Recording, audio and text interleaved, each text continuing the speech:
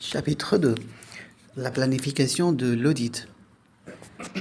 Nous avons dit que lorsqu'il s'agit d'un Des audit normes de récurrent, référence, les A300 l'auditeur va révisés, consulter son planification propre des dossier travaux, pour déterminer les problèmes les et les A315, difficultés passées compréhension qui de sont l'entité de son susceptibles environnement au de fin se de reproduire. l'identification et de l'évaluation des risques d'anomalies significatives. Les Qui sont A320, susceptibles de se reproduire dans le caractère futur pour faire significatif en face à matière ces d'audit. problèmes depuis la planification. Pour un Les premier A330, audit, le dossier de procédés mis en travail œuvre du par l'auditeur confrère pour tenir est compte d'une des risques utilité évalués. certaine. L'auditeur va attester Les d'obtenir A200, le dossier de 240, travail de 250, son 260, prédécesseur 310, en 550 et les demandant A610. l'autorisation du client. Ce Norme procédé, s'il est 2106-1 de la institué en CNCC Tunisie, de France. même par des normes, s'il le faut, FASB 2, pourrait économiser à la qualitative profession dans sa ou globalité characteristics des coûts of fastidieux accounting de collecte information. d'informations, de description de procédures. Le Et code la des norme devoirs numéro 4, professionnels prévoit norme que les numéro 14 membres de l'OCT, l'Ordre des experts comptables tunisiens. de l'ordre se doivent La assistance et planification est un courtoisie. processus Sur le plan continu légal, et itératif l'expéditeur qui n'est pas commence obligé juste de donner après ses propres l'achèvement dossiers. de Il peut l'audit répondre à des précédent questions. et se Un poursuit grand but jusqu'à la de mise en collecte œuvre des données des tests pertinentes à et l'audit sur les l'achèvement de affaires du l'audit client en et sur cours. son secteur d'activité. D'après le Les paragraphe données 5 sur les de affaires l'ISA du client 300, et le secteur d'activité l'associé sont obtenues responsable à l'aide de et les autres l'exploitation de la membres documentation clés interne de de l'entité, état affectés financier, à la manuel de mission procédure, doivent organigramme, participer à note la de service, planification de budget, l'audit, site web du et client, notamment rapport de l'audit planifier les interne, rapport de entretiens entre les l'inspection, membres revue de des PV des l'équipe assemblées et y générales prendre et des part. organes de direction, conseil D'après d'administration, le directoire, paragraphe 2 conseil de de l'ISA 300, surveillance. planifier l'audit Aussi comprend de l'étude de l'élaboration documents d'une externes stratégie sur générale l'entreprise et et sur son l'établissement secteur du d'activité. plan d'audit. Statistiques, rapports banque centrale, Une données planification sur des entreprises adéquate du similaires, travail Internet, d'audit revues permet de spécialisées et s'assurer qu'une ouvrages attention professionnels. suffisante a été accordée aux aspects Ancré essentiels de B.3, l'audit, la visite des lieux. d'identifier et de La visite des résoudre les usines, problèmes magasins, bureaux, potentiels succursales permet et à l'auditeur d'organiser de et de connaître les piloter la caractéristiques mission pour opérationnelles de accomplir l'activité, d'une manière le processus efficace de et fabrication, efficiente les le aires de travail. stockage, l'état des lieux et du Par matériel, ailleurs, la Une technologie planification utilisée, adéquate facilite connaître les l'attribution habitudes de des tâches travail, aux le sérieux collaborateurs, de la direction, la facilite le discipline du pilotage personnel, et la voir supervision le de matériel l'équipe informatique et et la les revue lieux des de travaux tenue de de la chaque comptabilité. intervenant. Un grand B.4 La entretien quatrième avec les norme de personnes l'Ordre des chargées experts de comptables de l'audit Tunisie externe, stipule que interne. l'auditeur doit Les entretiens organiser avec les l'exécution personnes de sa chargées mission de l'audit de façon à interne pouvoir de effectuer l'inspection un audit permettent d'obtenir efficace la d'une confirmation manière des rationnelle forces et et faiblesses dans des les systèmes délais de requis. contrôle dans l'entreprise tels Cette qu'évalués par ces planification doit organes. s'appuyer Ces réunions sur la permettent connaissance également à des l'auditeur de activités de son coordonner les client. travaux d'audit avec les travaux La déjà effectués planification avec de la les auditeurs mission doit internes être et les conçue inspecteurs afin de de manière dégager à une assurer synergie et une valeur notamment ajoutée. Mais l'auditeur reste toujours le maître de la situation. Il conserve, l'acquisition de la conformément à connaissance l'ISA du 610, système comptable, l'entière des méthodes responsabilité et des de procédures de l'opinion contrôle de interne l'audit. du client. Lors de la planification, et en L'appréciation du vertu degré de l'ISA confiance précité, à accorder au contrôle l'auditeur interne. externe doit procéder à une La évaluation définition préliminaire et de la la programmation fonction de la d'audit nature interne du lorsqu'il calendrier et s'avère l'étendue que des celle-ci procédures d'audit peut à mettre en être œuvre utile à et certains aspects la spécifiques de l'audit coordination des externe des travaux états à financiers, exécuter. laquelle La évaluation planification de la mission tienne doit compte être notamment adaptée de la et place modifiée de autant l'audit que de interne besoin dans pendant le déroulement de l'organisation, l'audit. de la nature et de La l'étendue des planification travaux des permet de auditeurs fixer internes, une approche de leurs détaillée compétences concernant la techniques nature, ainsi que de leur le diligence calendrier et professionnelle. l'étendue de l'audit. Les travaux des auditeurs Cette internes sur planification lesquels a l'auditeur pour compte objectif s'appuyer de réaliser doivent l'audit être évalués efficacement et revus en temps par voulu. celui-ci pour confirmer leur adéquation avec ses propres objectifs. D'après le paragraphe 7 de En l'ISA révisé, B.5, entretien l'auditeur avec doit les établir dirigeants une et stratégie communication générale avec la d'audit, gouvernance. définissant L'auditeur discute l'étendue, avec la le direction calendrier et des récentes l'orientation des évolutions travaux dans le d'audit secteur en d'activité devant qui ont un servir de impact guide à significatif sur l'élaboration du l'entreprise. plan de mission. De la programmation de la mission de Le l'audit en huitième relation paragraphe avec les précise que délais lorsqu'il établit sa et les stratégie générale exigences de la d'audit, direction, le budget l'auditeur étant, doit les dégager lieux les d'exécution des caractéristiques de la travaux, la mission date qui en définissent d'inventaire, la date l'étendue, de circularisation des s'assurer clients des et des objectifs de fournisseurs, communication et de des rapport aspects pour la matériels mission afin d'exécution de de la planifier mission. le Par calendrier ailleurs, des travaux, en vertu de ainsi l'ISA que la nature des 260, communications requises. l'auditeur doit prendre en Prendre en considération considération les facteurs apparus qui, selon son lors de jugement l'audit des états professionnel, financiers sont et importants pour d'intérêt pour les orienter les personnes travaux de constituant l'équipe le affectée à la gouvernement mission. d'entreprise et doit communiquer celles jugées Prendre en utiles à ces considération les personnes. résultats des travaux Habituellement, ces préliminaires questions à la portent sur planification. l'approche Et s'il y a lieu, générale se de la demander démarche de la d'audit connaissance et l'étendue des acquise travaux, lors d'autres en missions spécifiant réalisées le cas auprès de échéant l'entité par l'associé toute limitation responsable de la prévue mission est dans la mise en pertinente. œuvre de ces derniers, ou toute Et enfin demande déterminer spécifique la particulière. nature le calendrier D'après le paragraphe d'utilisation 2 et l'étendue de la des même ressources norme, nécessaires l'auditeur pour doit exécuter la communiquer mission. aux personnes Le constituant paragraphe le 9 gouvernement précise d'entreprise les que questions l'auditeur doit soulevées à élaborer un l'occasion de plan de l'audit des mission, états financiers lequel doit et qui comporter présente une son intérêt description pour ces personnes dans l'exercice petit a de leurs fonctions. de la nature du À ce calendrier stade de la mission, et de l'étendue toutes les des informations procédures d'évaluation des significatives risques qu'il recueillies prévoit mettre sont en œuvre, portées au dossier de conformément travail, à la norme dossier ISA permanent et 315. ou dossier annuel et synthétisé dans Compréhension le de plan l'entité et d'audit. de son Merci environnement pour au fin votre de attention. l'identification La et prochaine de fois, nous l'évaluation des traiterons la risques section 2. d'anomalies significatives. C'est la compréhension des objectifs, Petit b. des stratégies et des De la risques nature, d'affaires du et calendrier des et de processus l'étendue des d'appréciation de procédures ces risques. d'audit Au complémentaires revoir. qu'il prévoit mettre en œuvre au niveau des assertions, conformément à la norme ISA 330, entre guillemets, réponse de l'auditeur à son évaluation des risques. Petit c. Des autres procédures d'audit qu'il prévoit mettre en œuvre et qui sont requises pour que la mission soit réalisée en conformité avec les normes ISA. D'après le paragraphe 5 de l'ISA 315, l'auditeur doit mettre en œuvre des procédures d'évaluation des risques dont les résultats lui serviront de base pour l'identification et l'évaluation des risques d'anomalies significatives au niveau des états financiers et des assertions. Les procédures d'évaluation des risques ne fournissent toutefois pas à elles seules des éléments probants suffisants et appropriés pour fonder l'opinion d'audit.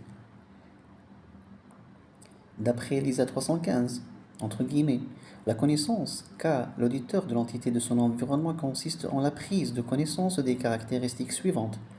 Petit a, secteur d'activité, environnement réglementaire et autres facteurs externes, y compris le référentiel comptable applicable. Petit b, nature de l'entité, y compris le choix et l'application des principes comptables retenus par celle-ci. Petit c, objectif, stratégie et risques qui leur sont liés et qui peuvent avoir comme conséquence une anomalie significative dans les états financiers. Petit d, mesure et analyse des performances financières de l'entité. Et enfin, contrôle interne.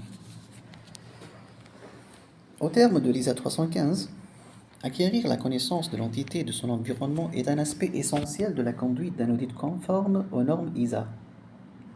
En particulier, cette connaissance donne les bases sur lesquelles s'appuie l'auditeur pour planifier l'audit et exercer son jugement professionnel sur la façon d'évaluer le risque que les états financiers contiennent des anomalies significatives et pour répondre à ce risque tout au long de l'audit pour, par exemple, déterminer un seuil de signification et apprécier s'il reste toujours adapté au cours du déroulement de l'audit.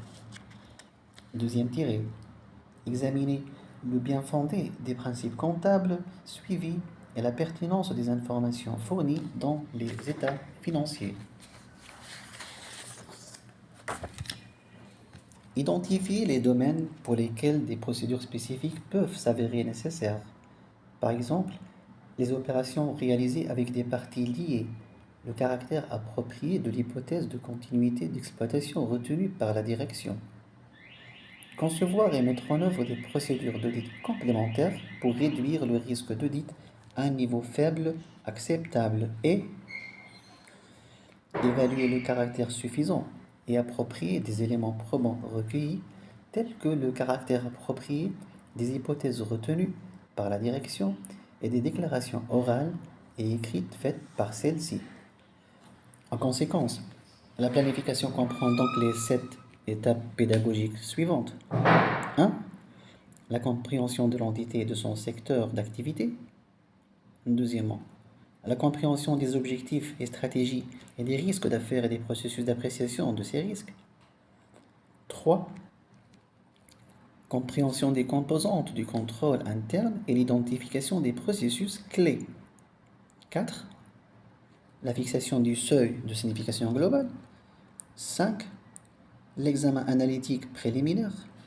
6. L'appréciation des risques d'anomalies significatives et la définition de la stratégie préliminaire d'audit. Et enfin 7. L'établissement et la formalisation du plan d'audit. Dans une première section, il s'agit de la compréhension de l'entité et de son secteur d'activité. Cette compréhension est obligatoire au terme de l'ISA 315. L'auditeur doit acquérir une connaissance de l'entité et de son environnement, y compris de son contrôle interne, qui soit suffisante pour lui permettre d'identifier et d'évaluer le risque que les états financiers contiennent des anomalies significatives, que celles-ci résultent de fraudes ou d'erreurs, et de concevoir et de mettre en œuvre des procédures d'audit complémentaires. L'auditeur doit acquérir une compréhension suffisante de l'entité.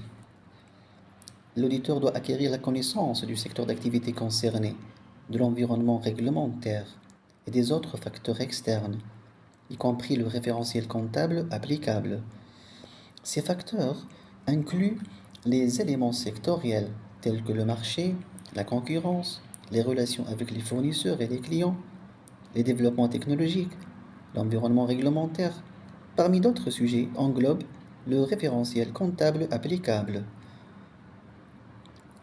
l'environnement légal et politique, les exigences environnementales ayant une incidence sur le secteur d'activité et l'entité, ainsi que d'autres facteurs externes tels que des conditions économiques générales.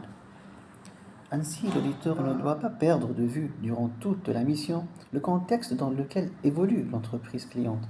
Comme décrit dans la norme ISA 500, les procédures d'audit destinées à acquérir la connaissance de l'entité sont désignées sous le terme procédure d'évaluation des risques, car une partie de l'information obtenue en mettant en œuvre de telles procédures peut être utilisée par l'auditeur comme élément probant pour conforter l'évaluation du risque d'anomalies significatives. En outre, en mettant en œuvre des procédures d'évaluation des risques, l'auditeur peut recueillir des éléments probants tant au sujet des flux de transactions, des soldes de comptes ou des informations fournies dans les états financiers et des assertions correspondantes qu'au niveau de l'efficacité des contrôles internes opérés, bien que de telles procédures d'audit n'aient pas été spécifiquement planifiées en tant que contrôle de substance ou comme test de procédure du contrôle interne. L'auditeur peut également choisir de réaliser des contrôles de substance ou des tests de procédure en même temps que des procédures d'évaluation des risques, dès lors qu'il juge plus efficient de procéder ainsi. D'après le paragraphe 6 de l'ISA 315, entre guillemets, l'auditeur doit mettre en œuvre les procédures suivantes d'évaluation des risques.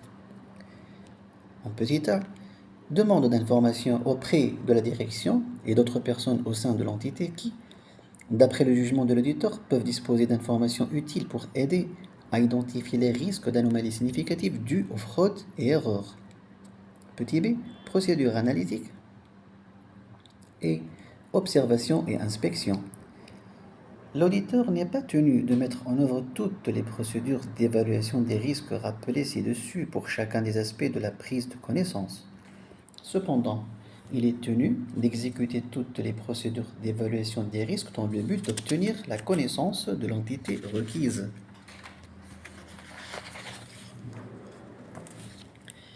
À ce stade, l'auditeur peut mener une analyse PEST, politique, économique, sociale et technologique, afin de déterminer les facteurs clés de succès qui permettent à l'entreprise de faire face aux évolutions du marché.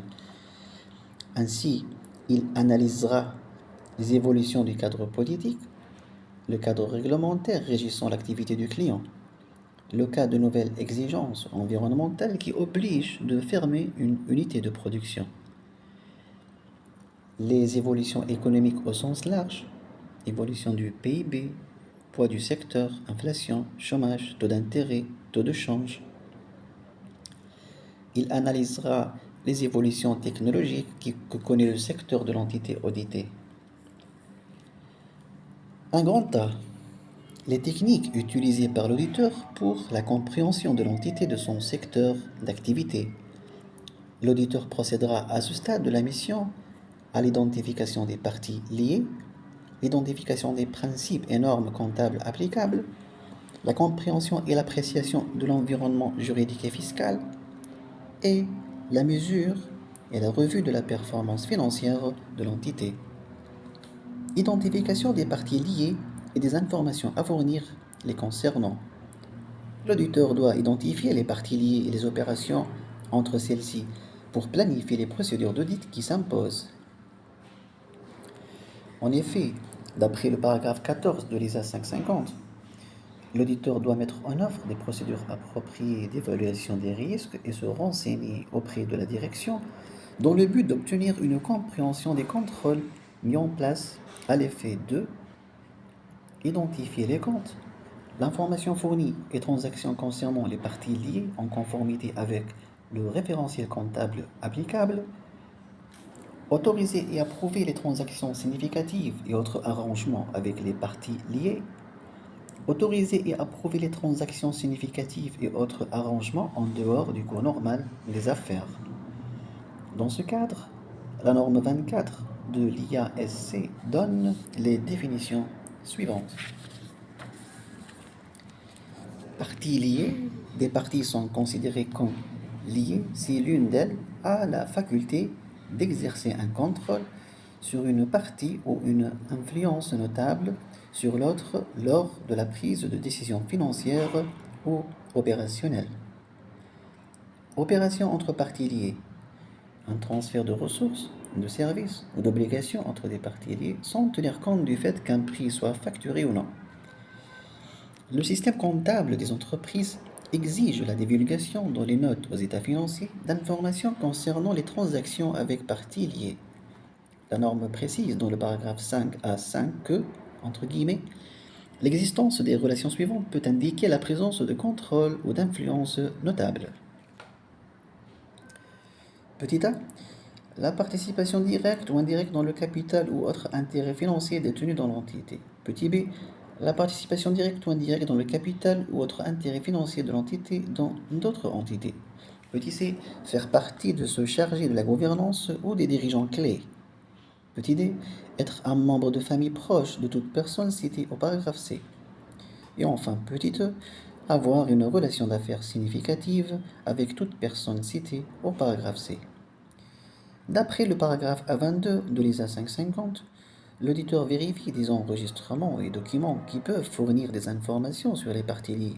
Par exemple, confirmation reçue de parties tierces, consulter la déclaration fiscale de l'entité et autres informations fournies aux autorités de contrôle, examen du registre des actionnaires pour identifier le nom des actionnaires principaux, la situation des conflits d'intérêts entre la direction et ceux chargés de la gouvernance, s'enquérir des contrats et accords conclus avec les personnes constituant le gouvernement d'entreprise et les cadres dirigeants avec l'entité. Contrats et accords significatifs conclus en dehors du cours normal des affaires. Correspondance et envois spéciaux effectués par les conseillers de l'entité.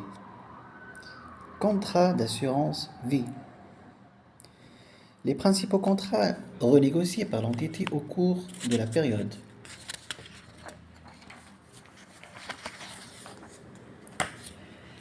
Les rapports d'audit interne, documents remis aux autorités de régulation, arrangements qui indiquent l'existence de transactions entre parties liées non identifiées ou non divulguées dans le passé. Au cours de l'audit, l'auditeur met en œuvre des procédures d'audit susceptibles de révéler l'existence de transactions entre parties liées que la direction n'a pas identifiées et divulguées à l'auditeur. Confirmation bancaire obtenue en tant que procédure d'audit. Consultation des PV, procès-verbaux des assemblées d'actionnaires et des réunions du comité des personnes constituant le gouvernement d'entreprise. Examen des documents comptables ou d'enregistrement que l'auditeur considère comme nécessaires.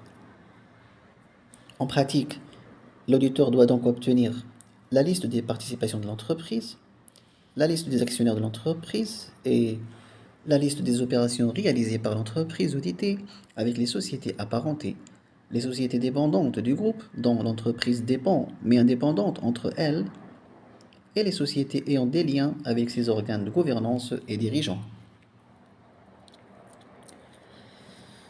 Un programme de travail spécial doit être prévu pour s'assurer de l'exhaustivité de l'identification et l'audit des transactions entre les parties liées.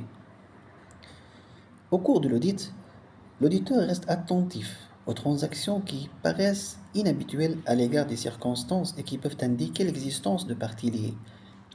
Par exemple, transactions effectuées à des conditions commerciales anormales telles que des prix, des taux d'intérêt, des garanties ou des conditions de remboursement inhabituelles, des transactions dont l'existence ne semble être justifiée par aucune raison opérationnelle logique, transactions dont la substance diffère de la forme, transactions effectuées selon une voie inhabituelle, volume élevé de transactions ou transactions significatives réalisées avec certains clients ou fournisseurs par rapport aux autres. Transactions non enregistrées telles que l'obtention ou la fourniture de prestations de gestion à titre gratuit. Une fois identifiée, la liste des parties liées doit être communiquée depuis la phase de planification à toute l'équipe d'audit afin d'identifier et de détecter les transactions avec ces parties liées. Un grand A.2. L'identification et validation du cadre de présentation de l'information financière. Dans cette étape, l'auditeur acquiert une connaissance des normes comptables générales et sectorielles identifiées par la direction à l'effet de déterminer si elles forment un référentiel comptable acceptable au regard à la nature de l'entité et de l'objectif des états financiers.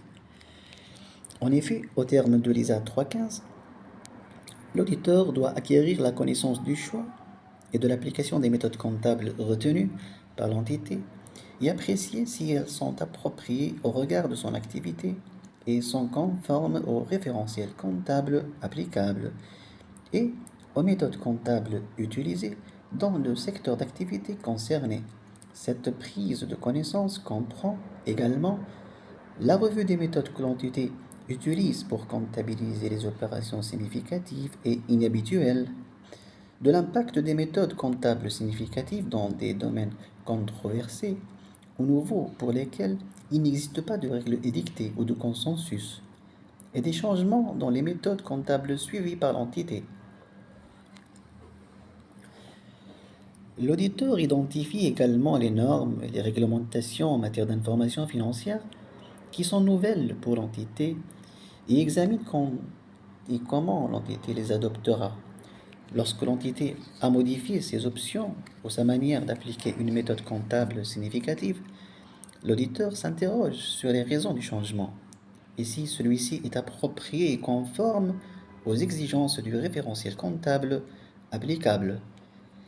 Parallèlement, le paragraphe 37 de l'ISA 200 stipule: l'auditeur doit déterminer si le référentiel comptable adopté par la direction pour l'établissement des états financiers est acceptable. L'auditeur examine généralement si ce référentiel est acceptable lors de l'acceptation de la mission. Le paragraphe 38 de la même norme ajoute que l'auditeur détermine si le référentiel comptable adopté par l'entité est acceptable au regard de la nature de l'entité. D'après l'ISA 200, une association de diverses conventions comptables dont le but est de satisfaire des préférences individuelles n'est pas un référentiel comptable acceptable. Pour l'établissement d'états financiers ayant pour objectif de répondre aux besoins d'une information commune d'un large éventail d'utilisateurs. La description du référentiel comptable dans les états financiers comprend une information sur les principes suivis pour leur présentation, sur les méthodes comptables sélectionnées et appliquées pour refléter les transactions significatives et sur les événements importants survenus. L'auditeur peut décider de comparer les conventions comptables aux principes édictés par un référentiel existant et considérés comme acceptables, tels que par exemple les normes IFRS promulguées par International Accounting Standards Board, l'IASB.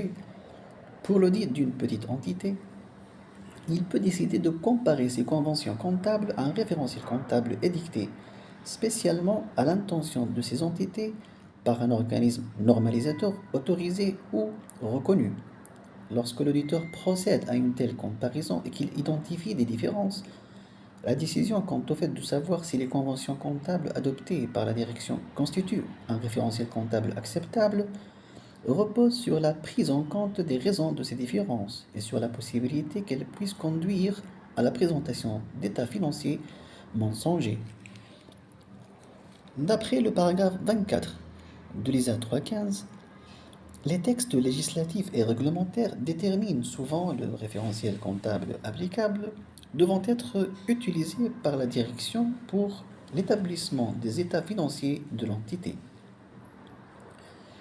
Dans la plupart des cas, le référentiel comptable applicable sera celui du pays dans lequel l'entité est immatriculée ou exerce son activité et où l'auditeur est installé.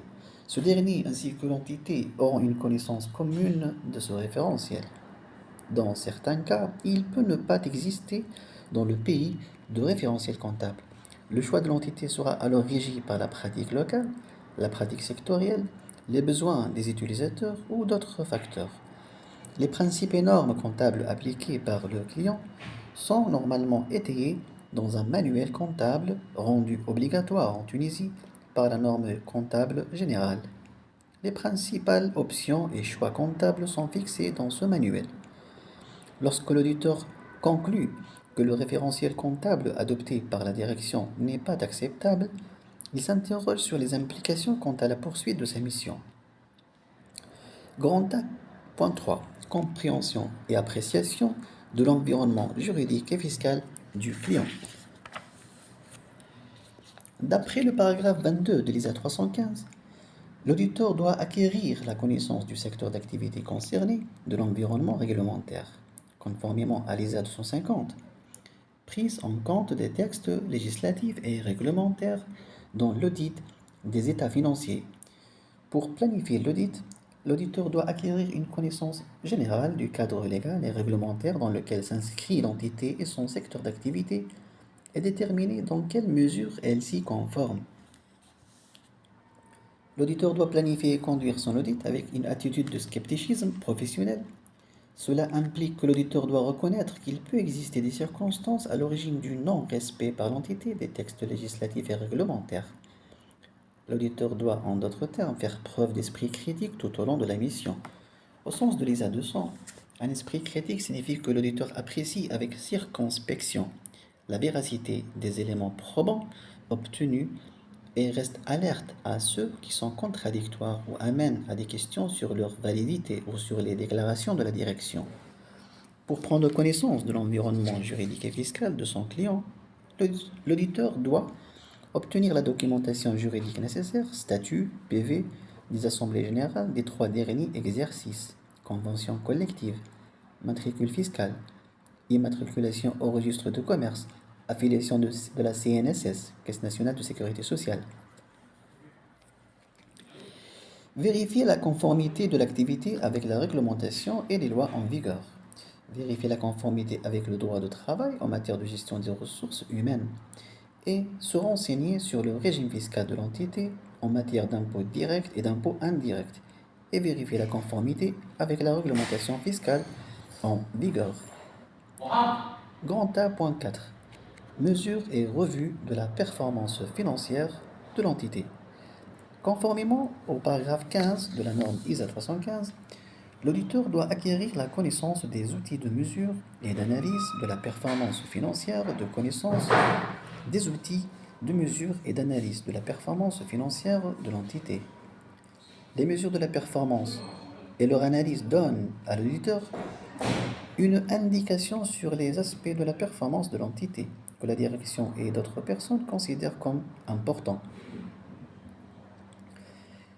L'analyse de la performance crée des pressions sur l'entité qui, en retour, peuvent inciter la direction à prendre des mesures pour améliorer la performance opérationnelle ou l'inciter à présenter des états financiers mensongers. L'obtention de la connaissance des mesures de la performance de l'entité aide l'auditeur à évaluer si de telles pressions aboutissent à des actions de la direction qui peuvent augmenter le risque d'anomalies significatives. Les paragraphes 36 et 37 précisent que les mesures et leur analyse de la performance financière de l'entité par la direction se distinguent du suivi du contrôle interne, bien que les objectifs puissent se recouper. Le suivi des contrôles, cependant, concerne spécifiquement l'efficacité, de celui-ci au travers de la prise en compte d'informations sur les contrôles effectués. Les mesures et leur analyse de la performance ont pour but de déterminer si la performance opérationnelle répond aux objectifs définis par la direction ou par des tiers, mais dans certains cas, les indicateurs de performance fournissent également à la direction des informations qui lui permettent d'identifier des insuffisances dans le contrôle interne. L'information développée en interne et utilisée à cette fin par la direction peut inclure des indicateurs clés de performance, financiers et non financiers, des budgets, l'analyse de variations, une information sectorielle par division, département ou autre niveau, ou des comparaisons de la performance de l'entité avec celle des concurrents. Des tiers peuvent également mesurer et examiner la performance financière de l'entité. Par exemple, l'information externe, telle les rapports d'analystes et les rapports d'agences de notation, peut fournir des informations utiles à la connaissance par l'auditeur de l'entité et de son environnement. De tels rapports sont souvent obtenus de l'entité auditée. L'auditeur doit acquérir une compréhension de la mesure et de la revue de la performance financière de l'entité. Les mesures de performance tant externes qu'internes créent des pressions sur la direction qui peut soit agir pour améliorer la dite performance, soit fausser les états financiers. Obtenir une compréhension des mesures de performance permet à l'auditeur de savoir si les pressions su-indiquées ont poussé la direction à prendre des actions qui augmentent le risque d'anomalies significatives. Les renseignements de sources internes utilisés à cette fin par la direction peuvent comprendre les indicateurs clés de performance financiers et non financiers.